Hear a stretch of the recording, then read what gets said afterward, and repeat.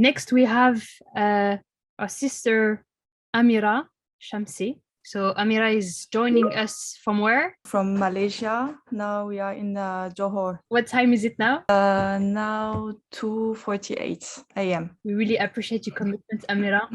Stay up No until problem. Pleasure. late night to share your experience. So the next topic is how we combine entrepreneurship and medicine, because this is usually what we don't think about at the first place, and we would like to show actually that it is possible through the example of Amira, who is getting different hats, mashallah, clinical psychologist, neuropsychologist, hypnotherapist, and many more. But I will let you introduce yourself. So, like Ibti has said, I'm a psychologist, clinical psychologist, neuropsychologist, hypnotherapist, and also graduated in Islamic science. So, after my studies, I was searching for a job in Belgium because I was living in Belgium at that moment, and I really struggled actually to find a job.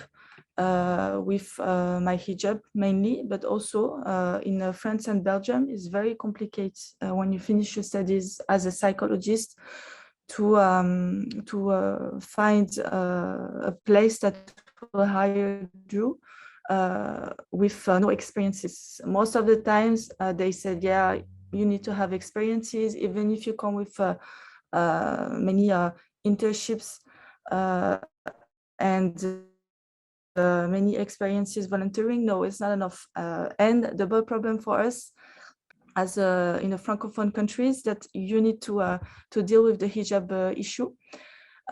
So it was very difficult. And after many reflection, I thought, okay, why not to just open my company and see if I can just try to start slowly and see how it happened. So I opened the company. It depends where you live. Like if you live in France, Belgium, or Netherlands, the rules are different, the price are different.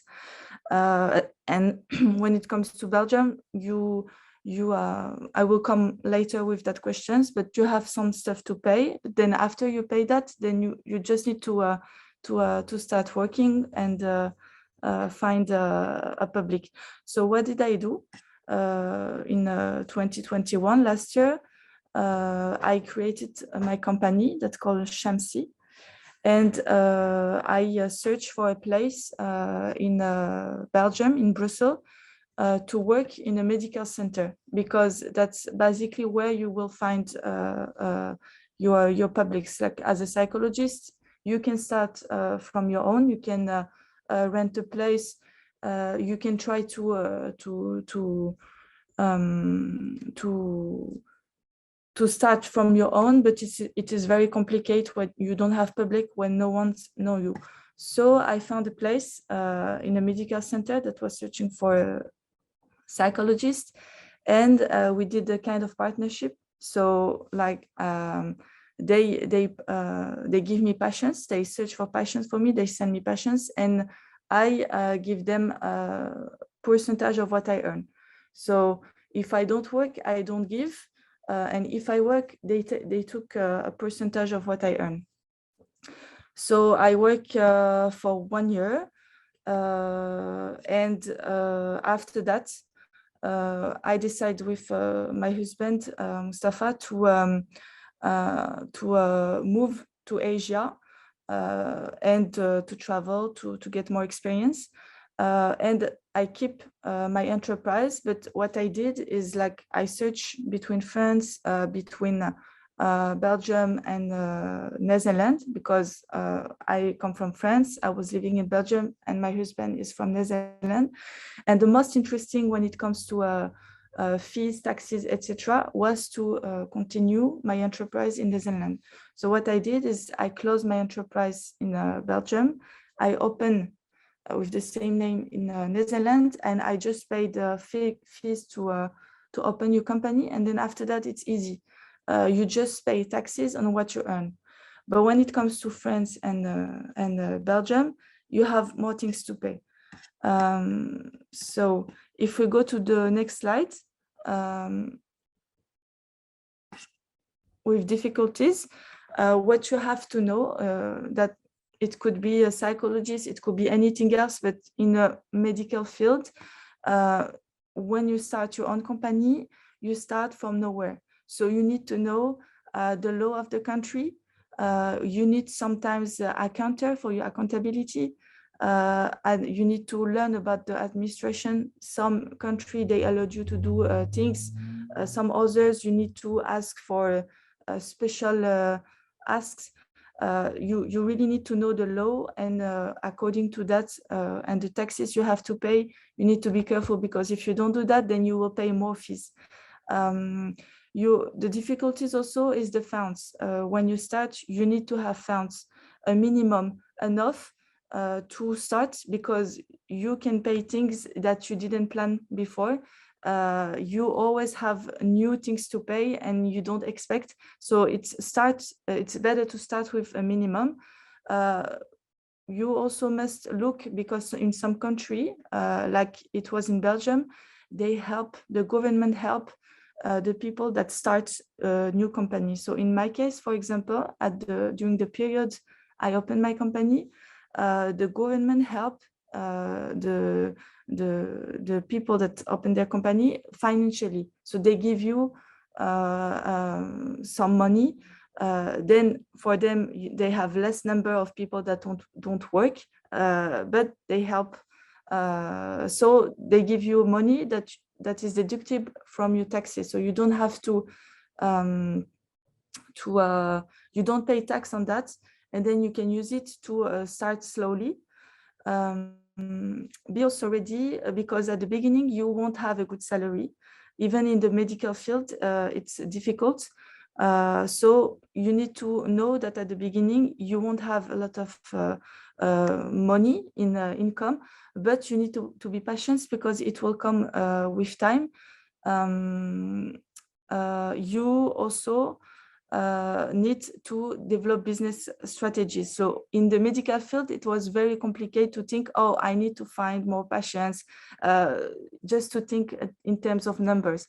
Because when you do that job, then you are doing that more for the caring. So, but behind that, you also need to think about strategies. So you start to think about, oh, how many patients per month I could have to pay my fees, to pay this and that. So it's very complicated, but you can develop some strategies. For example, go to other medical centers, other places, they don't have psychologists, and sometimes they are searching for someone with the same ID, same values. And that's what happened for me. Like I went to a couple of places where they didn't have psychologists, and many doctors, they were searching for psychologists to send their patients.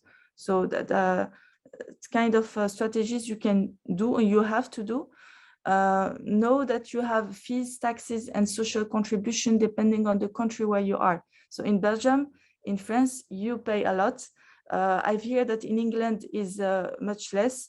In Netherlands is very the best, because you just pay what you earn, like you pay a percentage of what you earn, but you don't have social contribution like in Belgium. We pay a lot every trimester.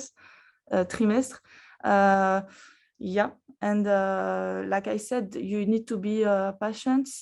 You need to stay focused on the quality than the quantity, because at the beginning you won't have a lot, but if you focus on the quality, you will see that the quantity will come. So always focus on doing the things very good, and then people will come to you, because they hear that they are listening.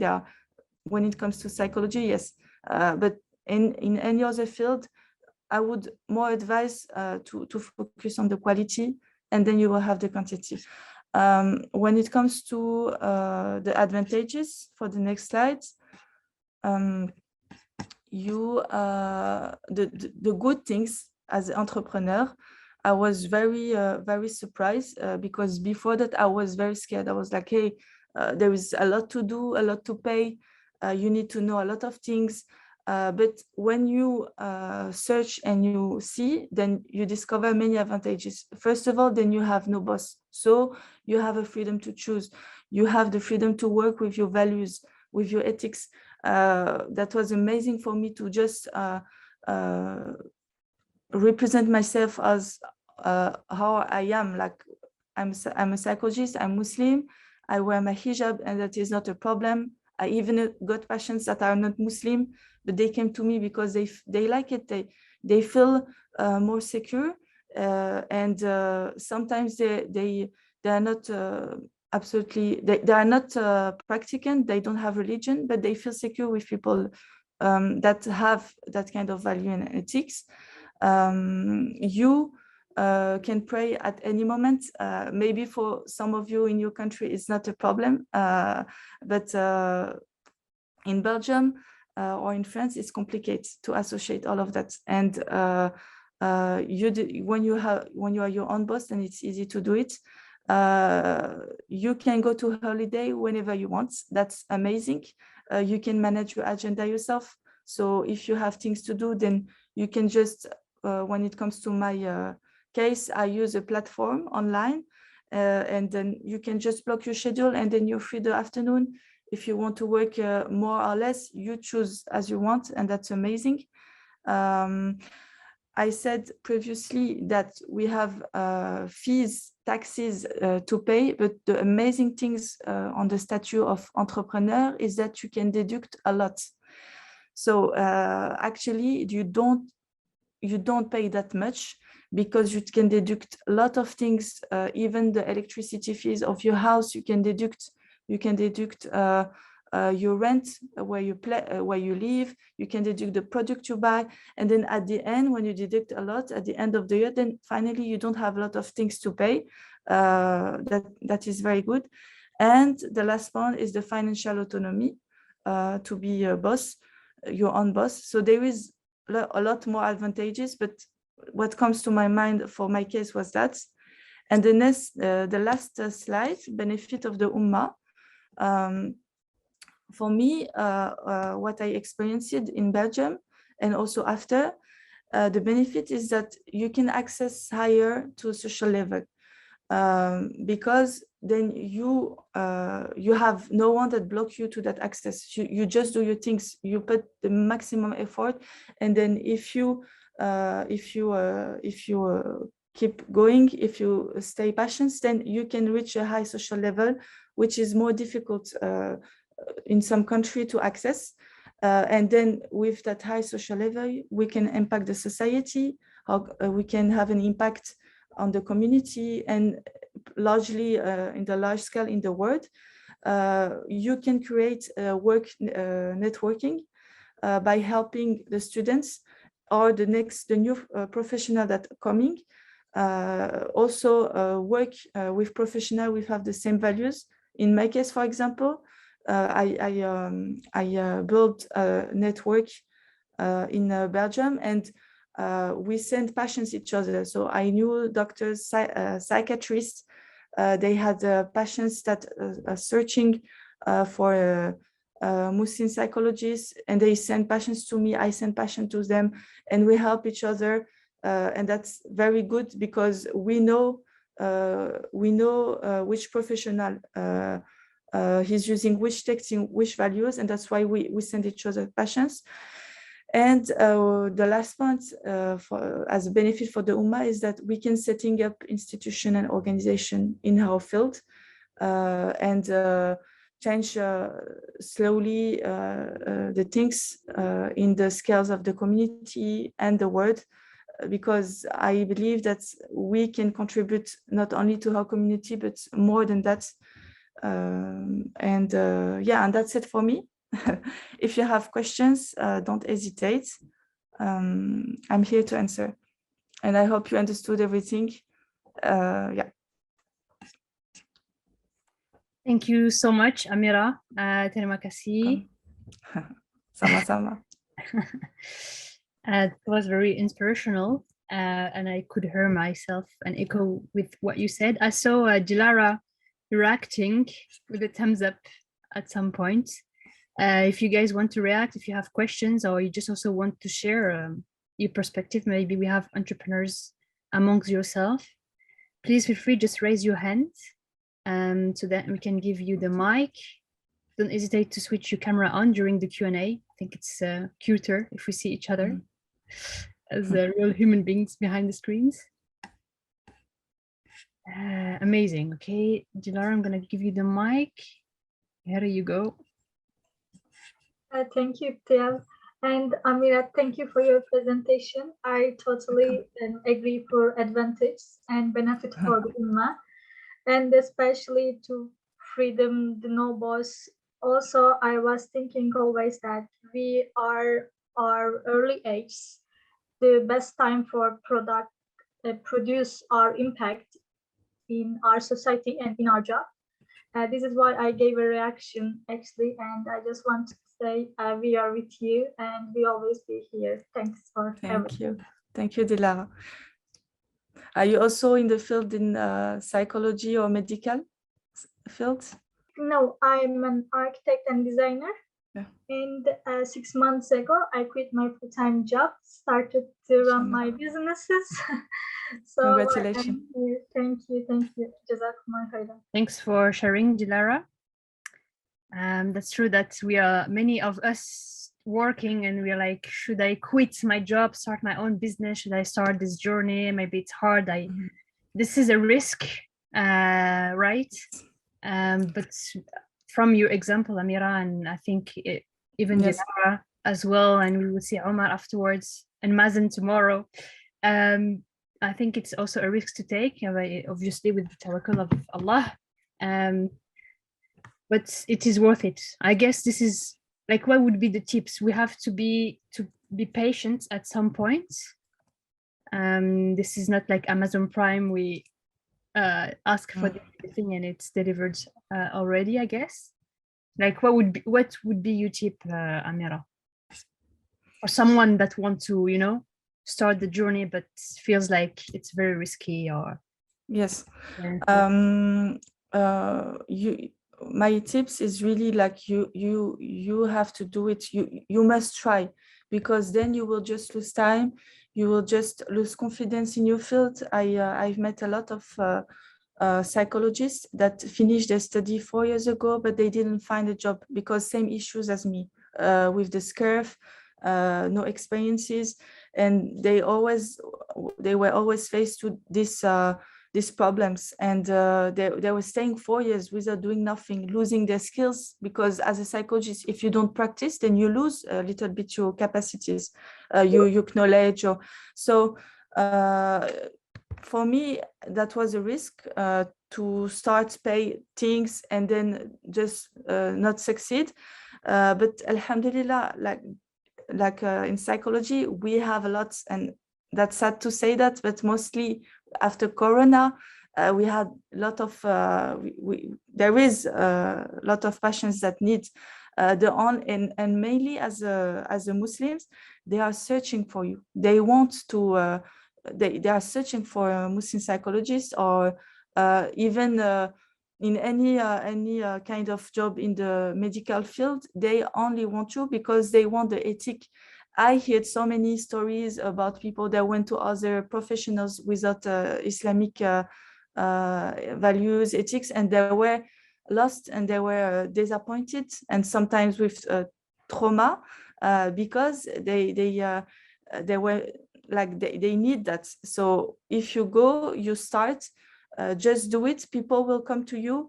Of course, you have to work. Every time you have to go search to make your name famous.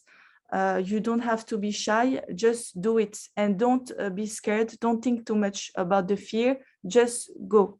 Thanks a lot. It gives a lot of inspiration, and yes, obviously from people who are like us and living in this kind of country like France or any other countries that have Islamophobic rulings, I would say.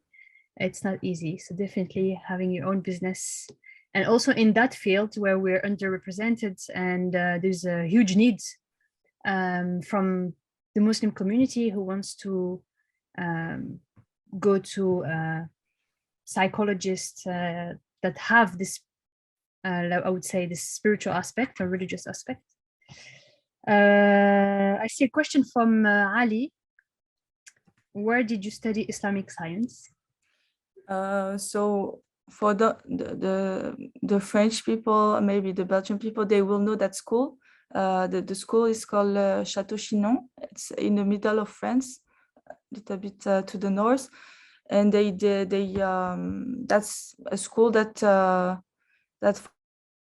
form imams, and they have three main courses. They have Arabic, Sharia, and Quran, and then you can do online courses. And I did the Sharia program for 3 years. Because I think it was really needed in my case. As a psychologist, we must also know some Islamic knowledge, because sometimes we are mediator in some situation. And yeah, so that's the name of the school, teau-Chinon. Okay, we have a question from Nadia. Yeah, where did I find the resources to start business? The resources, financial, you mean, I guess. I'm gonna unmute her so she can ask. Yeah. I think, assalamu alaikum. I think Iftihal, you confused Amirat, because there is a question from Nadia in the chat. But it's another Nadia. And now you want me to ask a question live. So we can do everything. I can play both Nadias, but I'm just one Nadia. So. Okay, let's start with you, and then we go back to Nadia's message on the chat. All right. Assalamu alaikum, Amirat. Thank you so much for all your inspirational advice and tips and everything, and also all your insights. So I'm a medical professional myself, and I am not independent. I am an employee in a facility, and for me, there's always this difficult balance to find when I think of going independent, where yes, you don't have a boss, and therefore you're more in charge of your own schedule. You don't have that pressure, etc., etc.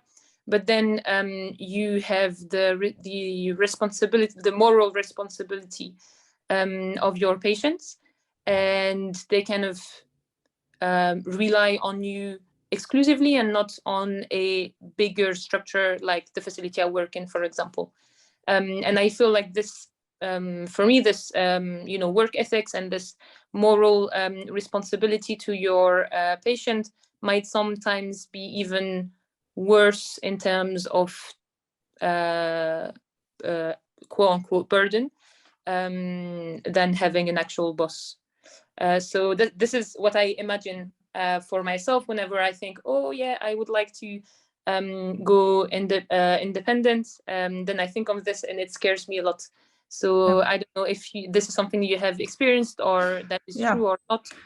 Yeah, when I finished my neuropsychology master, I was like, hey, I need to do diagnosis of big disease. And I was like, oh, I'm alone. I don't have no one to ask questions. And that's the thing, that you need to work in it. Even if you're independent, you can work with people around you. That you can always refer to people, also colleagues, even as a physiotherapist or any kind of job in the medical field. Even if you're independent, then you are not really alone, because you have to work with others. Because as me, as psychologist, for example, I send patients to logopedes. Logopedes send me patients. I send to a neurologist, to psychiatrist, and we know each other. Or you getting to know them, and you never work alone. And then you can always refer to them, ask questions. You must do that, because you don't have all the science, and sometimes you can doubt, you can be scared. So never be shy to work with others. It's important. All right, thanks. So we can also get the other question from the other Nadia. So basically, I just wanted to know, because I'm interested in maybe starting my own business as well, but I don't really know where to start. So I was just wondering if maybe you had like what you did in the beginning and how you found the resources to go on and continue and stuff. Yeah. It depends which country you are, but for example, for Belgium, I can advise you many things. But if you come another country, then you need to search for the law, what you have to do. For example, as a psychologist, I cannot just open my company and say, hey, I want to work. No, I need to have a special status as a clinical psychologist. If I'm a social psychologist, they won't allow me. So first you need to get that.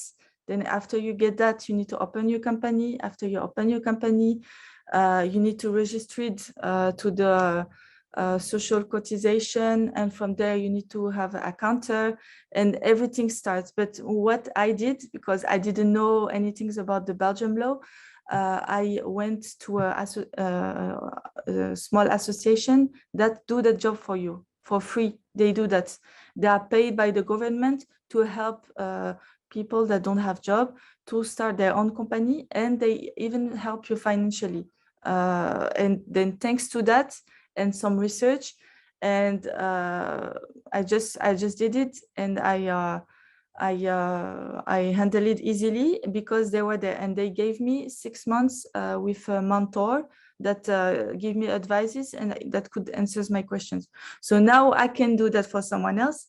In case of Belgium and Netherlands and France a little bit, but other countries complicated. But now I can do it for others. I don't need mentor. I can be a mentor for others that wants to open, but always ask help from others.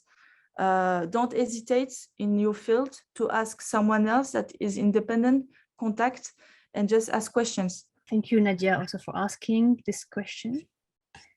So we're quite also pretty on time. So I think if there's no more urgent question, I would like to thank you, Amira, for Thank you too. giving us your time in the middle of the night from Malaysia. I saw Faisal said that you really inspired him, and this is amazing to hear this. And I hope you actually inspired so many people. Thanks for sharing. Thank you. Barakallahu fiki. Thank you. Barakallahu fik. Bye. Bye.